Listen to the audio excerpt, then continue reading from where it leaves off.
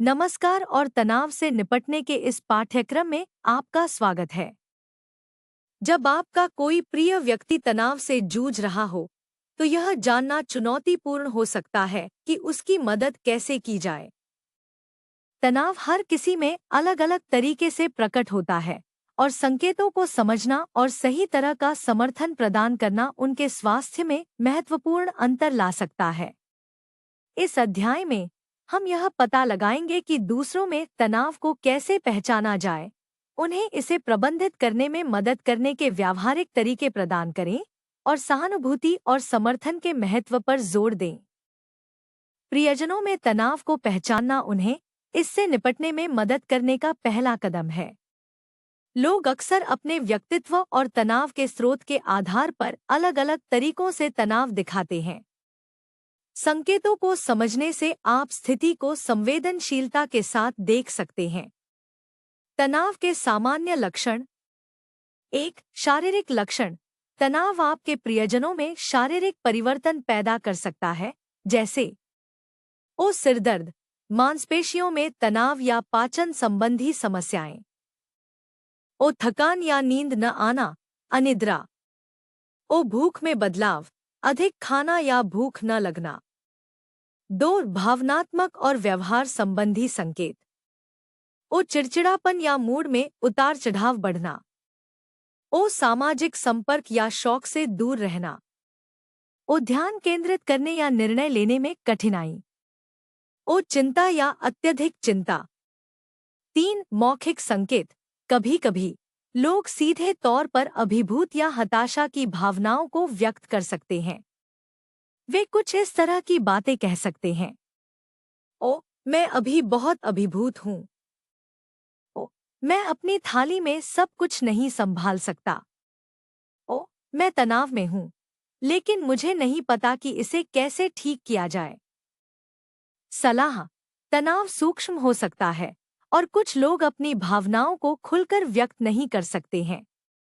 व्यवहार, मनोदशा या ऊर्जा के स्तर में बदलाव पर ध्यान दें। जब आप पहचान लेते हैं कि कोई प्रियजन तनाव का अनुभव कर रहा है, तो सही तरीके से मदद की पेशकश करना जरूरी है। लक्ष्य दबाव या निर्णय डाले बिना उनका समर्थन करना है। सुनकर शुरू करें। मदद करने का सबसे मूल्यवान तरीका सिर्फ सुनना है। कभी-कभी लोगों को निर्णय या अनचाही सलाह के डर के बिना अपनी भावनाओं को व्यक्त करने की जरूरत होती है। सक्रिय रूप से सुनना, बिना बीच में टोके उनकी बात पर ध्यान दें। जब तक वे विशेष रूप से सलाह न मांगे, तब तक समाधान के साथ आगे न बढ़े। उनकी भावनाओं को मान्य करें। स्वीकार करें कि वे जो महसूस कर रहे हैं वह वास्तविक और महत्वपूर्ण है, भले ही आप स्थिति को पूरी तरह से न समझें। उदाहरण। ऐसा लगता है कि आप अभी बहुत कुछ झेल रहे हैं। मैं समझ सकता हूँ कि आप तनाव क्यों महसूस कर रहे हैं। 2. व्यावहारिक सहायता प्रदान करें। सुनने के बाद व्यावहारिक सहायता प्रदान करने पर विचार करें। कभी-कभी तनाव कार्यों या जिम्मेदारियों से अभिभूत होने से होता है। कार्यों में मदद करें। यदि वे इसके लिए तैयार हैं, तो विशिष्ट कार्यों में मदद करने की पेशकश करें, जैसे कि भोजन पकाना, काम निपटाना या किसी प्रोजेक्ट में सहायता करना। स्वस्थ मुकाबला रणनीतियों को प्रोत्साहित करें। तनाव से निपटने के स्वस्थ तरीके सुझाएं, जैसे कि टहलना, विश्राम तकनीकों का अभ्यास करना या आत्म देखभाल के लिए समय निकालना। उदाहरण। क्या यह मदद करेगा यदि मैं आज रात के खाने का प्रबंध करूं ताकि आपको आराम करने के लिए कुछ समय मिल सके? 3. पेशेवर सहायता को प्रोत्साहित करें।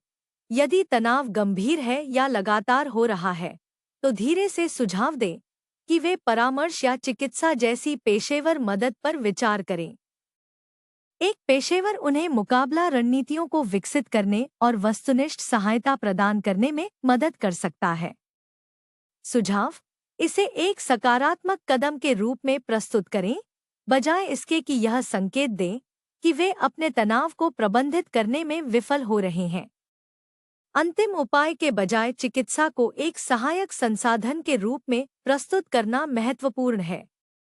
उदाहरण, किसी ऐसे व्यक्ति से बात करना उचित हो सकता है जो तनाव प्रबंधन में माहिर हो। एक चिकित्सक आपको उस स्थिति से निपटने में मदद करने के लिए उपकरण दे सकता है जिससे आप गुजर रहे हैं। जब किसी प्रियजन को तनाव से निपटने में मदद की जाती है, तो सहानुभूति और भावनात्मक समर्थन महत्वपूर्ण होते हैं। उनकी समस्याओं को ठीक करने की कोशिश करने के बजाय भावनात्मक प्रोत्साहन और समझ प्रदान करना अक्सर अधिक सहायक होता है। एक धैर्य रखें और समझें, तनाव लोगों को चिड़चिड़ा, अलग-थलग या भावुक बना सकता है।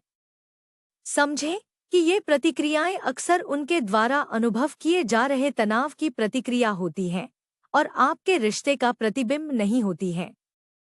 धैर्य रखें और उनके व्यवहार को व्यक्तिगत रूप से लेने से बचें। उद्धरण, कभी-कभी लोगों को अपने तरीके से तनाव से निपटने के लिए समय की आवश्यकता होती है। आपका धैर्य उन्हें वह शांति प्रदान कर सकता है जिसकी उन्हें आवश्यकता है। 2. नियमित रूप से संपर्क में रहें, खासकर कठिन समय के दौरान। एक साधारण संपर्क आपके प्रियजन को याद दिला सकता है कि वे अकेले नहीं हैं, भले ही आप शारीरिक रूप से साथ न हों।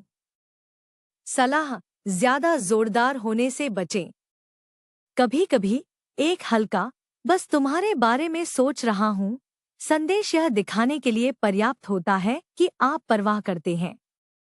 उदाहरण, अरे, मुझे पता है कि हाल ही में हालात कठिन रहे हैं। आज तुम कैसे हो?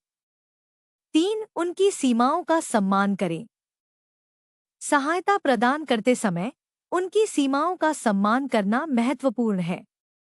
कुछ लोग तनाव से स्वतंत्र रूप से निपटना पसंद करते हैं, या हो सकता है कि वे इसके बारे में तुरंत बात न करना चाहें। उन्हें बताएं कि जब भी वे बात करने के लिए तैयार हों या उन्हें मदद की जरूरत हो, तो आप उनके लिए मौजूद हैं। सुझाव, उन्हें अपनी सीमाएं साझा करने के लिए प्रोत्साहित करें और उन्हें बताएं कि आपके और दूसरों के साथ सीमाएं निर्धारित करना ठीक है। उदाहरण, जब भी आप बात करना चाहें, मैं आपके लिए यहाँ हूँ। बस मुझे बताएं कि आपको क्या चाहिए। ये वीडियो हमारे अद्भुत प्रायोजकों की बदौलत संभव हो पाए हैं। इंट्रोड्यूसर ऐप पर किसी भी चीज के लिए किसी से भी मिले। चाहे आप दोस्त, रोमांस या कुछ और ढूंढ रहे हों, इंट्रोड्यूसर आपके लिए है। आज ही मुफ्त डाउनलोड करें। एक आभासी स्वर्ग और वैश्विक समुदाय में एक नए स्वर्ग और एक नई पृथ्वी का अनुभव करें। चर्च कभी ऐसा नहीं दिखता था। आपका योगदान पृथ्वी 2.0 को जीवंत कर सकता है। अंत में, अगर आप इन वीडियो को विज्ञापनों के बिना देखना पसंद करते हैं, तो हैप्पी ऐप पर हमारे मानसिक स्वास्थ्य केंद्र पर जाएं। विवरण में दिए गए लिंक पर क्लिक करें। अंत में, हालांकि यह कोर्स आपके लिए मुफ्त था, लेकिन इसे आप तक पहुंचाना मुफ्त नहीं था। कृपया इन कोर्स को दुनिया भर में सबसे ज्यादा जरूरतमंद लोगों तक पहुंचाने में मदद करने के लिए एक छोटा सा दान देने पर विचार करें। लिंक विवरण में है। अगले पाठ में मिलते हैं।